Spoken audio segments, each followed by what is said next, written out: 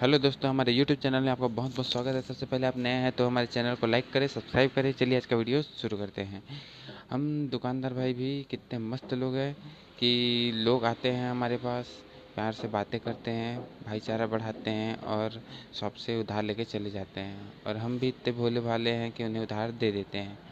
तो इसी तरह से हम जैसे दुकान जब भी स्टार्ट करते हैं तो माँ बाप से लोन लेते हैं, कहीं बाहर से लोन लेते हैं, नौकरी करके पैसे इकट्ठा करते हैं, उसके बाद फिर शॉप ओपन करते हैं। उसके बाद कस्टमर आते हैं, कुछ कैश में ले जाते हैं, कुछ उधारी लेके जाते हैं। तो उधार वाले कस्टमर भाई उधार लेके चले जाते हैं, फिर दोबारा से शॉप में आते नहीं हैं, कस्टमर भी टूट जाता है और हमारा पैसा भी डूब जाता है। इसी तरह उधारी बांटते रहते हैं। फिर एक टाइम बाद दुकान की पूंजी ख़त्म हो जाती है, फिर उसे पूरा करने के लिए फिर दूसरा लोन लेते हैं बैंक से।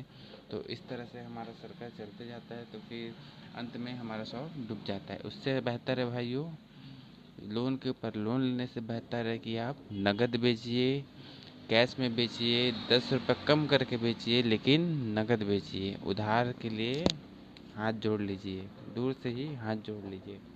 ठीक है, तो ये चाहिए आप ध्यान रखें। नगद बेचोगे, कम कमाओगे, कम मुनाफा होगा, कम सेलिंग होगा, लेकिन आप डूबोगे नहीं, क्योंकि आपका पैसा, आपकी पूंजी जो है सामान में लगा हुआ है वो आपके शॉप पर है। अगर आप उधार बेचोगे तो कस्टमर भी गया, सामान भी गया, तो आप इसमें कैसे मैनेज कर पाओगे। तो ठीक है, इसके लिए आप सतर्क रहिए, उधार वालों से बच के रहिए।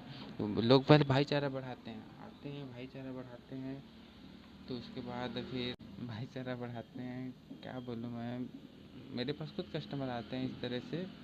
उसके बाद उधार लेके फिर उन्हें कॉल करना पड़ता है।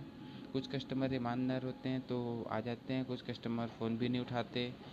और ऐसा लगता है कि कस्टमर बोल रहा है तो भरोसा कर ले क्या। तो इसी ट्रस्ट पे सब चलते रहता है, तो हमारा भरोसा टूटते रहता है। 100 बार की एक बात, शॉप पे धंधा करने बैठे हमारा भरोसा टूटते रहता है। थोड़ा थोड़ा में बहुत पैसा लॉस हो जाता है। मैं इस चीज़ को एक्सपीरियंस किया हूँ, उसके बाद मैंने उधार देना बंद कर दिया है। और जिनको उधार दिया है उनके हाथ धो के पीछे पड़ा हूँ, दिन रात कॉल करते रहता हूँ, परेशान कर देता हूँ, तब जाके मतलब 25% डूब जाता है, 75% वसूल हो जाता है। ठीक है, कम से कम मेरा मूलधन भी वसूल हो गया ना, तो मैं कम से कम उस चीज़ को एक्सपीरियंस करके संभल गया हूँ। आगे से उधार नहीं दूंगा। कुछ कस्टमर रेगुलरली आते रहते हैं, देते रहते हैं, उनका पहचान अलग से मैंने करके रखा हुआ है। उन वो अलग लिस्ट में है मेरे, तो उनको देना पड़ता है।